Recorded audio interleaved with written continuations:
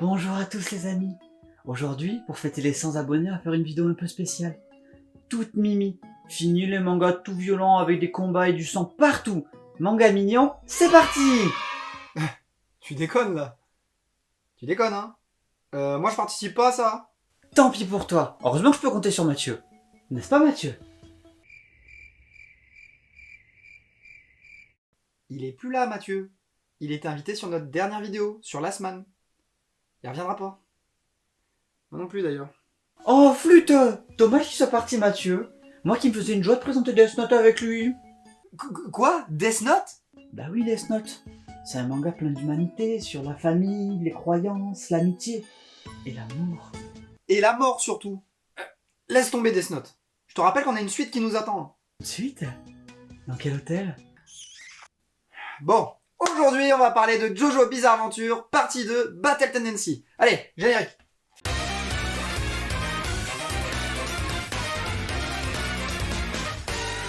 JBA Battle Tendency est la suite directe de JBA Phantom Blood, présentée précédemment sur la chaîne. C'est toujours écrit par Hirohiko Araki, un mangaka japonais. D'ailleurs au Japon, la publication est lue une première fois de novembre 1987 à mars 1989 dans le Weekly Shonen Jump. En France, la deuxième partie est disponible depuis 2015 chez l'éditeur Delcourt Tonkam. Aucun dépaysement à prévoir pour les lecteurs de Phantom Blood, on reste en terre inconnue avec un style bien bourrin et bien viril. Du style Araki quoi. Et cette partie 2 est encore plus folle que la première, car nous suivrons les aventures de Joseph Joestar. Hop hop hop hop hop Dorothy.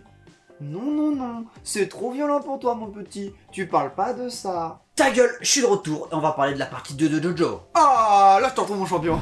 Nous suivons donc les aventures de Joseph Joestar, le petit-fils de Jonathan Joestar, le héros de la première partie. En 1938, Joseph arrive à New York avec Erina, sa grand-mère, sur invitation de Speedwagon, un ami de son grand-père vu dans Phantom Blood. C'est la première partie pour ceux qui avaient oublié. Après plusieurs péripéties dans la Grande Pomme, Joseph se retrouve confronté à Straight, un ancien allié de Jonathan et Speedwagon qui désire maintenant le tuer et venger son idole cachée. Dio Brando, c'est le méchant de la première partie. En fait, Straight était secrètement fan de lui. Un peu comme toi quoi. Non, pourquoi tu dis ça? Ce personnage est totalement différent à mes yeux. Eh ben, ça fait un paquet de vieillards quand même dans ton histoire. Hein. Sachant que Phantom Blood se passe en 1888 et que Stray a à peu près, je dirais, la vingtaine à ce moment-là, il est plus tout frais pour affronter Joseph quoi. Eh ben si, car Straight est devenu un vampire ultra cheaté comme Dio, grâce au pouvoir du masque de pierre. C'est une relique qu'on a pu voir dans la première partie de Jojo Bizarre Adventure. Straight veut éliminer Jojo car c'est le dernier héritier naturel de l'onde. Une technique mystérieuse et ancestrale pour éliminer les vampires grâce au pouvoir de la respiration et du soleil. Enfant du soleil, tu parcours la terre, le ciel, cherche ton chemin, c'est ta vie, c'est ton destin. Super. Une fois cet objectif accompli, il pourra réaliser le rêve de son idole Dio, c'est-à-dire dominer le monde grâce à ses pouvoirs de vampire et son immortalité. Bon, on va pas se mentir, Jojo va lui mettre une dérouillée et le vaincre.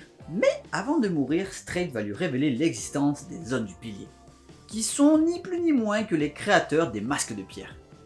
D'après Stray, l'un des hommes du pilier va se réveiller de son tombeau après un sommeil de 5000 ans au Mexique, et sera une menace encore plus grande que lui pour l'humanité. Et en plus, il y a des nazis.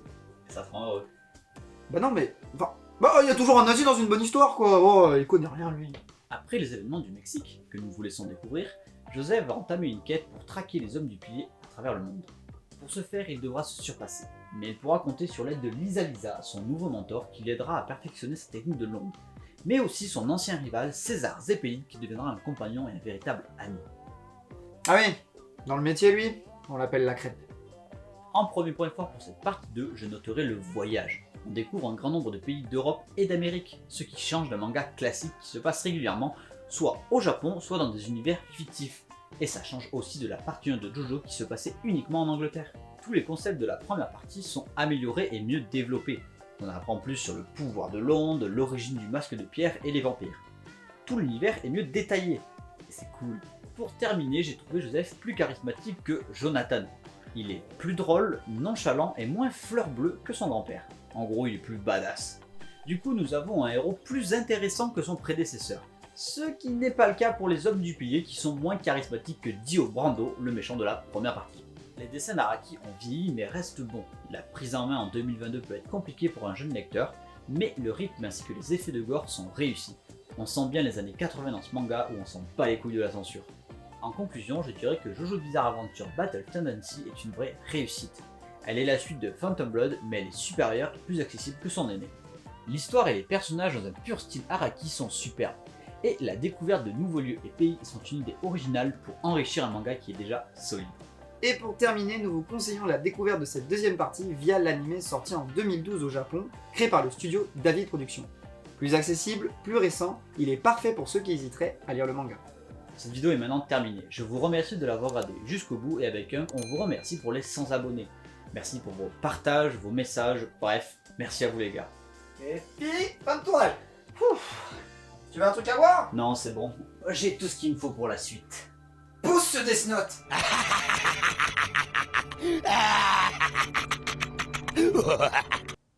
Bon, ferme ta gueule Ryuk, on va parler d'autre chose. La vidéo est certes terminée, mais on annonce du lourd sur la chaîne. Et oui, en plus des vidéos YouTube, vous pourrez me retrouver au Festival de la BD internationale de Angoulême pour y faire des interviews. Vous pourrez retrouver toutes les lives, interviews et photos que je fais sur ma page Instagram ou sur la page Instagram de Occitanie Comics. C'est un groupe auquel j'appartiens où on fait des lives Twitch une fois par semaine sur différents sujets de la pop culture. Et je diffuserai une grande partie des lives et des interviews sur cette chaîne Instagram, donc n'hésitez pas à vous abonner, tous les liens sont dans la description. On se retrouve à Angoulême, n'hésitez pas à nous envoyer des messages, ça me ferait vachement plaisir. A plus.